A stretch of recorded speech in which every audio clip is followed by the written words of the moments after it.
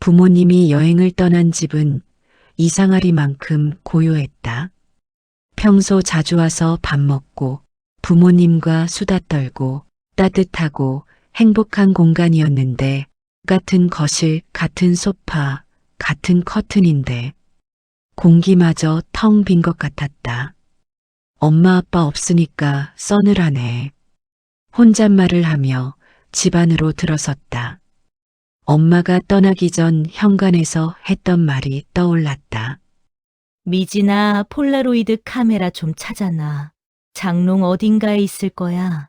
부녀회 행사하는데 급하게 필요하다는데 찾아서 동네 슈퍼집 갖다 주면 돼. 나는 대충 응 알았어 하고 넘겼었다. 솔직히 너무 귀찮았다. 에이 그냥 없다고 하고 말지 뭐더러 이런 걸 시켜. 그때는 몰랐다. 잔잔한 파도가 서서히 일렁이고 있음을. 침실로 들어가 오래된 장롱을 열었다. 옷장이 열리자 나프탈렌 냄새가 코를 찔렀다. 엄마의 집착에 가까운 정리벽답게 모든 게 반듯하게 정돈되어 있었다.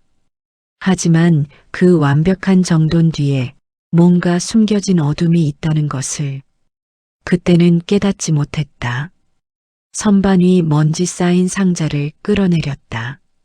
사진, 여행 기념품, 영수증들이 가득했다. 익숙한 냄새, 익숙한 과거, 우리 가족의 시간이 그 안에 켜켜이 쌓여 있었다. 추억 창고내 완전 흐뭇한 미소를 띠며 내용물을 뒤적이기 시작했다. 그때였다. 상자 바닥에 눌려있던 갈색 수첩 하나가 손에 잡혔다. 평범한 가죽 수첩. 전화번호 부인가 하며 옆으로 치워두려다가 순간 무언가에 이끌리듯 수첩을 집어들었다. 처음 몇 장은 평범했다. 여행 기록이었다. 장소, 날짜, 함께한 사람들의 이름, 별 의미 없어 보이는 메모들. 2015년 3월 제주도 가족여행, 2016년 5월 부산 회사 워크쇼. 하지만 중간쯤부터 글자가 달라졌다. 이름 박선자, 나이 57세, 특징, 과부, 감정 기복심함, 취약점, 외로움, 한 번의 성공, 다음 만남 6월 15일. 나는 어이가 없어서 피식 웃었다. 뭐야, 이 소설 같은 설정은. 근데 넘길수록 웃음이 사라졌다. 여자들 이름이 줄줄이 나열되어 있었다. 마치 실험 대상을 분석하듯 냉정하고 체계적으로. 접근 전략, 우연한 만남 연출, 고민 상담 시작, 유지 전략, 주의회 연락, 감정적 의존도 높이기, 정리 애정 8월, 새 직장 발령 핑계. 입에 담지 못할 성적인 묘사가 즐비했다. 씨발 뭐야 이거. 욕이 저절로 튀어나왔다. 손끝이 차갑게 식어갔다. 그런데 가장 끔찍한 건 그 필체였다. 낯설지가 않았다. 오랫동안, 너무나 오랫동안 봐온 글씨체. 내 아버지의 것이었다. 미친 듯이 페이지를 넘겼다. 목록은 끝없이 이어졌다. 그리고 마지막 장, 거대한 숫자 하나. 72명. 그 아래 더 큰 글씨로 죽기 전 100명 맛보기 목표. 숨이 멎었다. 비명도 지르지 못했다. 심장이 귀 안에서 둥둥 울렸다. 손에서 수첩이 미끄러져 떨어졌다. 이게 우리 아빠가 쓴 거라고. 소파에 주저앉았다. 다리에 힘이 풀렸다. 눈물이 나는 게 아니었다. 구역질이 치밀어 올랐다. 평생 가족을 위해 산다던 남자. 엄마를 지켜준다던 남자. 나를 사랑한다고 자랑스럽다고 말하던 남자. 그런 내 아빠가 평생 여자 사냥을 해온 괴물이었다니. 엄마는 평생 아빠만 믿었다. 친구들 만날 때마다 떠들고 다녔다. 나 진짜 복 받았어. 저 사람은 나한테 전부야. 그러면 아빠는 쑥스러운 듯 웃으며 말했었다. 그럼 당신 없으면 난 못 살지. 근데 수첩에 적혀 있었다. 아내는 절대 모른다. 바보같이 나를 철석같이 믿고 있다. 30년간 쌓아온 신뢰가 있다. 나는 테이블을 주먹으로 내리쳤다. 분노가 치밀어 올랐다. 그때 휴대폰이 울렸다. 엄마였다. 찾았어? 카메라? 우리 다음에 그 카메라로 꼭 같이 사진 찍자. 나는 대답하지 못했다. 목이 막혔다. 엄마는 모르는 채 계속 밝게 말했다. 여기 너무 좋다. 다음에 같이 와. 네 아빠가 사랑꾼이라. 너무 행복해. 너도 빨리 아빠 같은 다정한 남자 만나서 재혼해야지. 나는 5년 전에 이혼하고 혼자 살고 있다. 전 남편의 바람기에 지쳐갈 때쯤 남편이 이혼을 요구했다. 더러운 년놈들 주제에 떳떳한 척 사랑이라며 큰 소리쳤고 나는 처참히 버려졌다. 웃음이 터져 나왔다. 미친 사람처럼 껄껄거리는 웃음. 엄마. 진짜 아무것도 몰라서 그래. 하지만 소리 내어 말하진 못했다. 말하는 순간 엄마는 무너진다. 평생을 바쳐온 사랑, 그 믿음, 그 자부심이 산산조각 난다. 나는 그 광경을 볼 자신이 없었다. 응, 내 걱정 말고 재밌게 놀다 와. 조심히 다녀와. 떨리는 목소리로 겨우 전화를 끊었다. 다시 수첩을 집어들었다. 손가락이 부들부들 떨렸다. 집을 나서려다 멈춰섰다. 복도에 걸린 가족 사진이 눈에 들어왔다. 5년 전 제주도에서 찍은 사진. 엄마의 환한 웃음. 아빠의 다정한 손이 엄마 어깨를 감싸고 있었다. 나는 그 사진을 한참 바라보다가 입술을 깨물었다. 피 맛이 입안에 퍼졌다. 이 웃음, 전부 거짓 위에 세워진 거였어. 순간 나는 깨달았다. 가족도 사랑도 믿음도 한순간에 혐오로 뒤집힐 수 있다는 것을. 그리고 나는 이 비밀을, 이 더럽고 추악한 진실을 혼자 짊어진 채 살아야 한다는 것을. 아무에게도 말할 수 없는 지옥. 나 혼자, 영원히. 나는 며칠을 아무것도 못했다. 일을 해도 밥을 먹어도 사람들과 웃어도 머릿속엔 단 하나만 맴돌았다. 그 수첩, 그 숫자, 그 계획, 그리고 그 악마 같은 문장. 죽기 전 100명 달성. 아빠한테서 전화가 왔다. 딸, 여기 올래? 날씨도 좋고 분위기도 너무 좋아. 여기 내가 좋아하는 휘낭시에 맛집도 찾았어. 그 목소리를 들었을 때 나는 본능적으로 이를 갈았다. 손에 쥔 휴대폰이 부서질 것 같았다. 싫어. 짧고 차갑게 거절했다. 그러자 엄마가 전화를 바꿔받았다. 미진아, 얼른 와. 여기 너무 좋아. 너도 좋아할 거야. 어른들 좀 기쁘게 해줘라. 나는 멍하니 전화기를 쥐고 있었다. 엄마는 더 말을 이었다. 여기서 실컷 내 아빠 자랑했는데 딸 자랑도 좀 해보자. 우리 가족 참 예쁘잖아. 친구들이 얼마나 부러워하는데. 그 말이 내 가슴을 찔러버렸다. 예쁘다고? 우리 가족이? 나는 속으로 비명을 질렀다. 엄마 속지 마. 아빠는 가면을 쓰고 지금도 100명 달성을 향해 뛰고 있어. 하지만 입 밖으로 나온 건 그래, 갈게. 엄마 때문이었다. 엄마의 그 순수한 마음 때문에 그게 산산조각 나는 걸 내가 보고 싶지 않았다. 우리 공주 왔네? 오느라 고생했다. 얼마나 기대했는지 몰라. 그리고 내 어깨를 잡았다. 그 손이 닿는 순간 온몸이 전기에 감전된 듯 경직됐다. 소름이 쫙 돋았다. 악취가 올라오는 것 같았다. 내 머릿속은 외쳤다. 손 치워. 더러운 손이야. 72명을 만지고 속이고 무너뜨린 그 손. 나는 아무 말 없이 어깨를 빼냈다. 아빠는 멋쩍게 웃었다. 아이고, 요즘 딸이 예민하구나. 엄마가 그걸 보고 착한 표정으로 거들었다. 남자를 만나야지 좀 순해지는데 당신이 그냥 이해해줘. 정말 지옥 같은 순간이었다.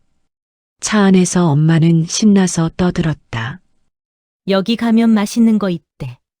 아빠가 예약도 다 했어. 내가 좋아하는 파스타집이래. 기대해도 돼. 나는 말없이 창밖만 봤다. 흐릿한 풍경이 스쳐 지나갔다. 모든 게 가짜처럼 느껴졌다. 엄마가 내 표정을 보고 물었다. 미진아, 무슨 일 있어? 짧게 말했다. 그냥 피곤해. 엄마는 내 손을 꼭 잡았다. 너는 언제나 씩씩했는데 걱정된다. 괜찮아. 엄마가 옆에 있어. 그 말이 너무 잔인하게 들렸다. 엄마는 옆에 있어줄 사람을 완전히 잘못 고른 거니까. 숙소에 도착했을 때 아빠는 프런트 직원에게 능청스럽게 말했다. 여긴 분위기가 정말 좋네요. 둘이서 오면 참 로맨틱하겠어요. 그렇죠? 젊은 여직원이 웃었다. 네, 커플 손님들이 많이 찾으세요. 아빠도 부드럽게 웃었다. 그럴만하네요. 다음에 또 올게요. 그 웃음이 나는 너무 익숙했다. 수첩에 적혀 있던 바로 그 접근 전략의 웃음. 나는 그 순간 피가 거꾸로 솟았다. 지금 이 순간에도 저 인간은 사냥을 하고 있어. 엄마는 눈치도 못 채고 장난스럽게 말했다. 아휴, 또 농담한다. 나 두고 누구랑 온대? 나는 그 말에 숨을 길게 들이켰다. 농담이 아니라고, 엄마. 저녁 식사 때 아빠는 와인을 따르며 말했다. 우리 딸 요즘 부쩍 예뻐졌네. 어디 남자 생겼어? 나는 차갑게 대답했다. 관심 꺼. 엄마가 당황해서 웃었다. 아유, 애가 정말 요즘 예민하다니까. 아빠는 나를 똑바로 바라보며 천천히 낮게 웃었다. 언제까지 그렇게 화낼 거니? 나는 아무 말도 하지 않고 자리를 박차고 나와버렸다. 엄마 앞에서 말할 수 없어서가 아니었다.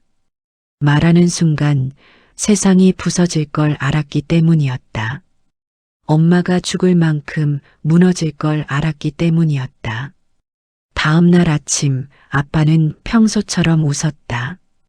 계속 웃었고, 계속 다정했고, 계속 완벽한 남편이라는 배역을 연기했다. 엄마는 아무것도 모른 채 그 연극에 기꺼이 동참했다. 여보, 오늘은 뭐 할까?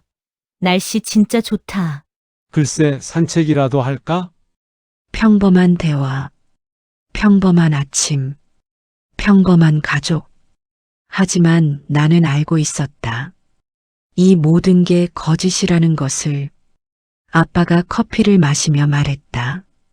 아, 참. 오늘 나 혼자 좀 둘러볼게. 사진 찍고 싶은 데가 있어? 당신은 미진이랑 오랜만에 데이트해. 그 말이 떨어지는 순간 내 내부의 경보가 울렸다. 여기서도 사냥을 하려는 건가? 엄마는 아무 의심 없이 밝게 대답했다. 그래요, 다녀와요. 우리도 여기서 커피 마시고 있을게. 나는 입술을 깨물었다. 엄마, 아빠랑 같이 다닐까? 나도 산책하고 싶은데. 넌 어젯밤에 잠도 제대로 못 잤잖아. 좀 쉬자. 엄마랑 여기 있자. 엄마는 소파에 편하게 앉아 해맑게 핸드폰으로 풍경을 찍었다. 그 순간 나는 깨달았다. 내가 지키고 싶은 건 가족이 아니었다. 엄마 혼자였다. 오직 엄마만. 아빠는 가벼운 발걸음으로 로비 쪽으로 사라졌다. 나는 망설이다가 조용히 뒤를 따랐다. 왜냐하면 이젠 확인해야 했다. 의심이 아니라 증거로, 공포가 아니라 현실로. 로비에서 아빠는 전화 중이었다. 웃고 있었다. 그 특유의 부드러운 목소리로. 응, 나왔어. 지금 바로 나와, 보고 싶어. 괜찮아, 내 가족은 절대 모를 거야. 걱정 마. 나는 기둥 뒤에 숨어 그 목소리를 들었다. 혈압이 귓가에서 폭발하는 것 같았다. 손이 차갑게 식었다. 아빠는 전화를 끊고 밖으로 나갔다. 나는 심호흡을 하고 뒤를 밟았다. 호텔에서 걸어서 5분 거리. 한적한 카페. 창문 너머로 아빠가 보였다. 그리고 그 맞은편에 앉은 여자. 아빠보다 10살은 어려 보이는 여자. 여자는 화려하지 않았다. 평범했고 차분했고 웃고 있었다. 나는 창가 구석 자리에 앉아 그들을 지켜봤다. 아빠의 입이 움직였다. 웃으며 무언가를 말했다. 여자는 웃으며 말했다. 근데 가족 여행 중인데 괜찮아요? 위험하지 않아요? 아빠는 능청스럽게 대답했다. 난 평생 들켜본 적 없어. 걱정 마. 그 순간 심장이 아니라 자존심이 터졌다. 나는 테이블을 뒤엎고 싶은 충동을 느꼈다. 눈앞의 모든 걸 박살내고 소리를 지르고 이 모든 걸 끝내버리고 싶었다. 하지만 나는 멈췄다. 왜냐하면 엄마가 있었다. 그 무지한 어리석을 정도로 순수한 엄마가 이 모든 진실에 희생양이 되어선 안 되니까.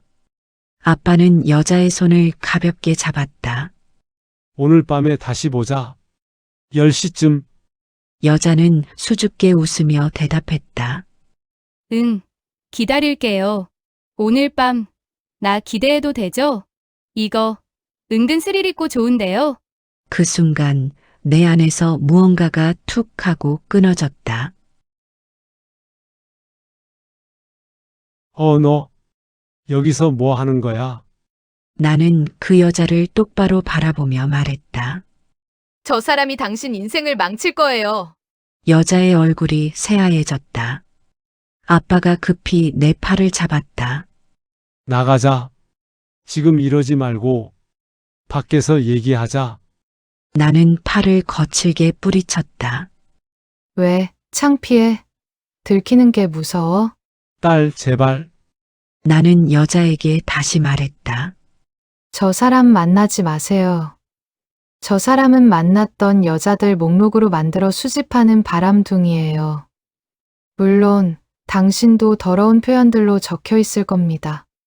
여자는 충격받은 표정으로 아빠를 바라봤다. 아빠는 당황한 척 웃으며 말했다.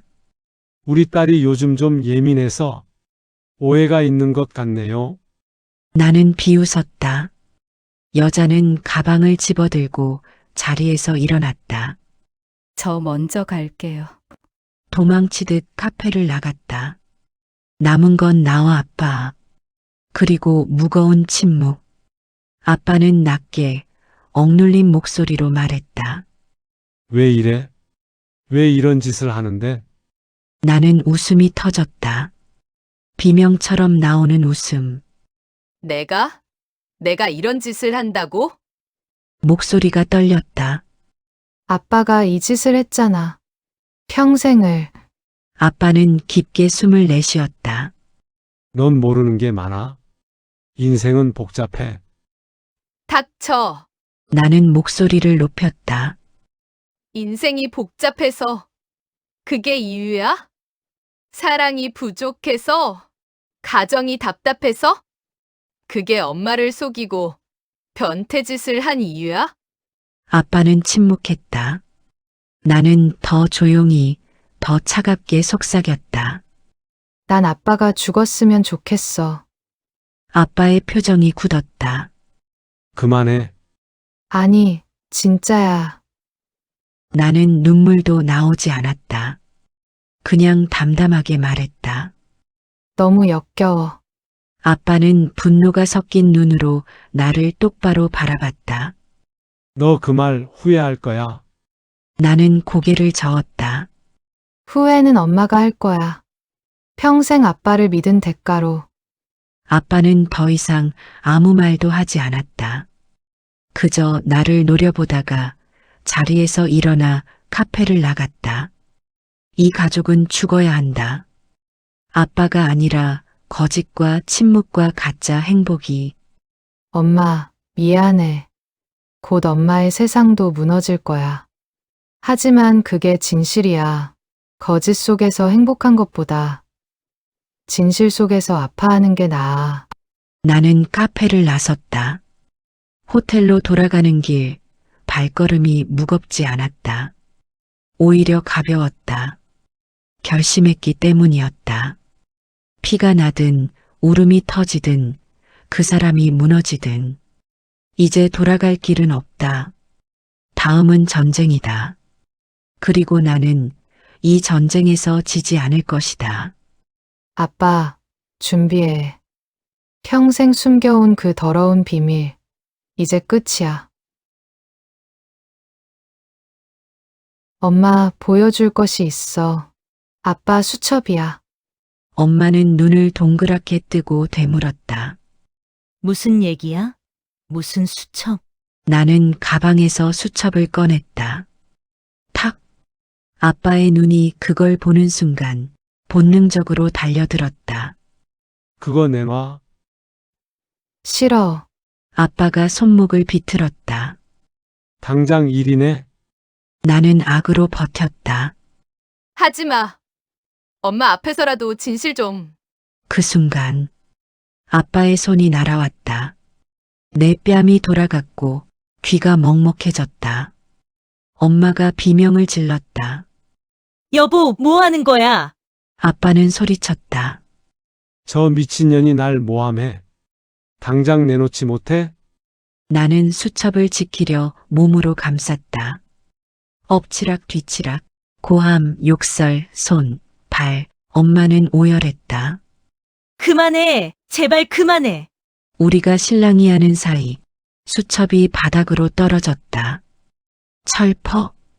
그리고 엄마 눈앞에 자연스럽게 펼쳐졌다. 엄마는 굳은 표정으로 그 수첩을 집어들었다. 손이 떨려 페이지를 제대로 넘기지도 못한다. 엄마의 눈이 수첩에 박힌다. 엄마의 입술이 말을 만들려다 멈췄다. 아빠는 여전히 소리쳤다. 그거 내가 쓴 거 아냐? 당신 내 말 믿지? 엄마는 말없이 아빠를 보았다. 당신은 나 믿잖아? 아니야, 진짜 아니야. 그냥 인연이. 엄마는 작은 목소리로 말했다. 그만. 그리고 주저앉았다. 나는 달려가 잡으려 했지만 엄마 몸이 뒤로 꺾이며 바닥에 쓰러졌다. 엄마! 아빠도 놀라 소리쳤다. 여보, 나는 휴대폰을 흔들며 외쳤다. 119, 빨리!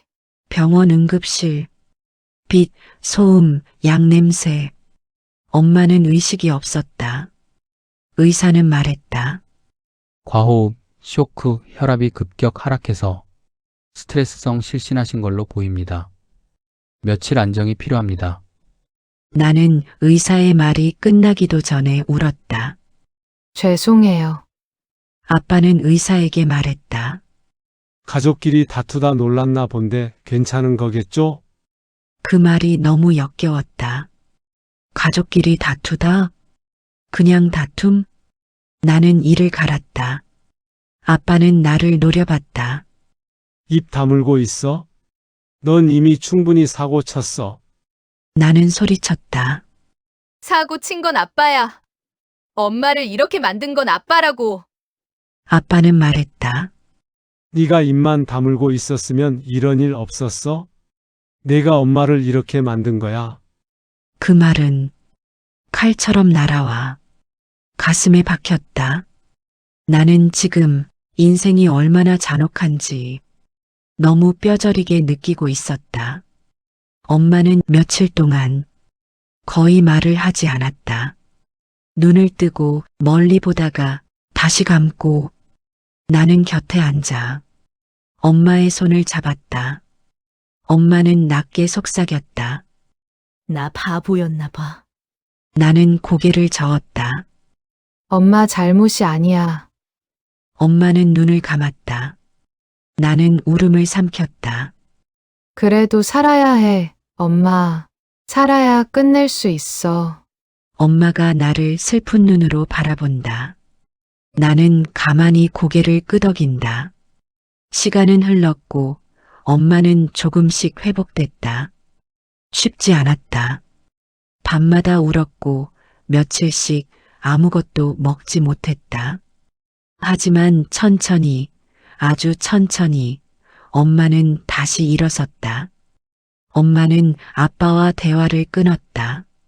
아빠도 처음엔 억지로 엄마 마음을 돌리려고 했지만 결국 지쳤다. 다만 엄마는 이혼을 하지 않았다. 나는 엄마에게 아무 말도 하지 않았다. 그저 기다릴 뿐이었다. 어느 날 엄마가 말했다. 난 지금은 살아야 해. 복수도 결정도 내가 제대로 설 수 있을 때 할래. 나는 그 말이 잔인하게 슬펐지만 동시에 존엄하다고 느꼈다. 집에 돌아온 지 한 달쯤 됐을 때 엄마는 소파에 앉아 조용히 말했다. 미진아, 고마워. 나는 울컥했다. 내가 엄마를 망가뜨렸는데. 엄마는 고개를 저었다. 아니, 나는 이미 망가져 있었어. 단지 몰랐을 뿐이야. 엄마는 나를 보며 미소 지었다. 그 후 아빠는 여전히 부인한다. 증거가 눈앞에 있어도, 폭력을 행사했어도, 가정을 무너뜨렸어도 아빠는 끝까지 말한다.